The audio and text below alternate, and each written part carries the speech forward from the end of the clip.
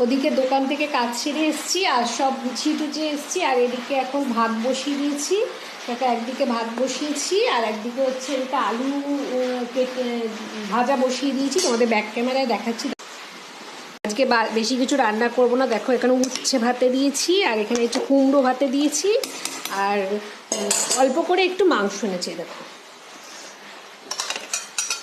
ছাঁচিটার মধ্যে পড়ে গেছে, অল্প করে একটু মাংস এনেছে, এইটা এখন একটু ধোবো, ধুয়ে মাংসর ঝোল, ভাত, কুচ্চো ভাতে, কুমড়ো ভাতে, ব্যাস।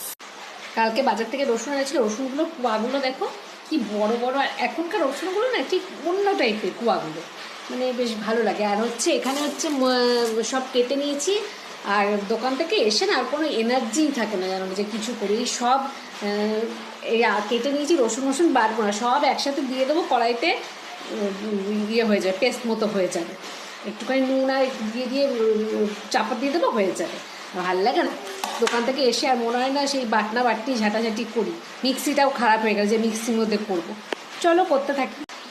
আমাদের ওইখানটা একটা দোকান ঘর হবে, তা পেছনে আমাদের অনেক মাটি আছে, তা ওই মাটি এনে এইখানে ফেলা হচ্ছে, তা ছেলে আর ছেলের বাবা মিলে ওইখান থেকে মাটি এনে এইখানে ফেলছে। তা একটা দুটো লেবার রাখতে গেলে তো আমাদের টাকা লাগতো, তা এই কাজটা ছেলে আর ছেলের বাবা করছে যাতে হয়ে যায়।